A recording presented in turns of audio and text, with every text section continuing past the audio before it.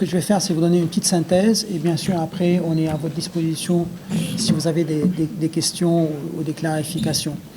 Ça fait à peu près un peu moins que 2 semaines qu'on est au Sénégal. On a eu de très bonnes discussions. Et si tout va bien, j'espère qu'on pourra présenter le dossier vers la mi-décembre au conseil d'administration. C'est, juste pour rappel, c'est la dernière revue dans le contexte du programme actuel. Et donc, à ce moment-là, le programme finit vers début janvier.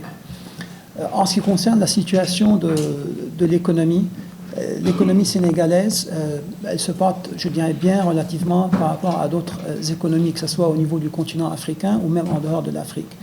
Pour 2022, nous estimons la croissance, quoi qu'on l'a revue, un peu vers la baisse, on estime à atteindre 4,7% pour cette année, ce qui est déjà une croissance pas mal, prenant en considération la situation, que ce soit un peu le Covid qu'on n'est pas encore sorti, ou bien sûr la guerre en Ukraine, ou la hausse des prix des denrées alimentaires ou des produits pétroliers. Donc tout cela nous mène à reviser quoique un peu vers la baisse la croissance, mais toujours on est à 4,7% pour cette année. Par contre, l'inflation, on l'a revisée vers la hausse. Les plus récentes données pour l'inflation pour octobre, en glissement annuel, on est un peu au-delà de 8%, donc c'est à 13%, pardon. Donc là, elle est assez, c'est une inflation galopante pour les raisons que j'ai mentionnées tout à l'heure. Et donc pour toute l'année, on estime l'inflation à être aux alentours de 8 à 8,5% pour 2022. Pour 2023, on pense que nous estimons que la situation va s'améliorer. Au niveau de la croissance, elle va atteindre à peu près 8,7%, en partie grâce aux champs gaziers et pétroliers qui vont démarrer vers la fin de l'année prochaine. Et en ce qui concerne l'inflation, elle va graduellement baisser l'année prochaine jusqu'à atteindre à moyen terme aux alentours de 2 à 3%. Donc ça, c'est en ce qui concerne l'environnement économique et l'inflation. En ce qui concerne les finances publiques, le gouvernement s'était engagé lors de la dernière revue pour un déficit cette année de 6,2%. Cet engagement est toujours tenu pour cette année et nous pensons que le déficit de 6,2% sera atteint.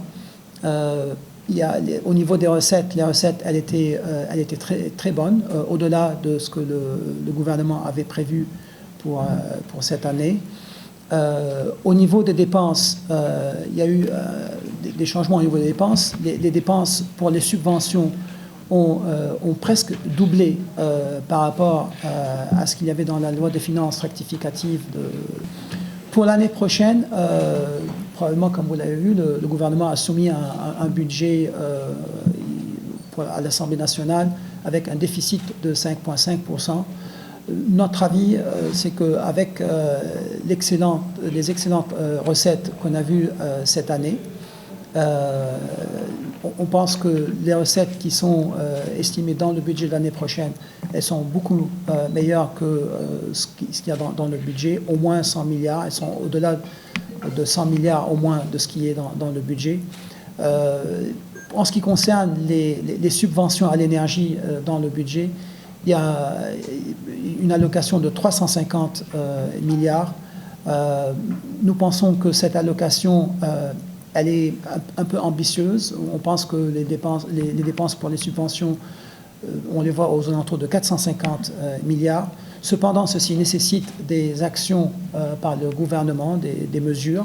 Si ces mesures ne sont pas prises au niveau de l'énergie, le budget des subventions pourra plus que doubler de ce qu'il y a dans le budget. Et donc, on parle aussi, ça pourrait aller amener le déficit à la guerre en Ukraine. Donc, tout ça, ça a amené le gouvernement à avoir des déficits au-delà de 6% pendant 3 années d'affilée. Bien sûr, la dette, de notre point de vue, elle est toujours soutenable. Cependant, la marge de manœuvre de façon à pouvoir faire face à de nouveaux chocs a quasiment disparu. La dette actuellement, elle est à peu près à 75-65% du PIB.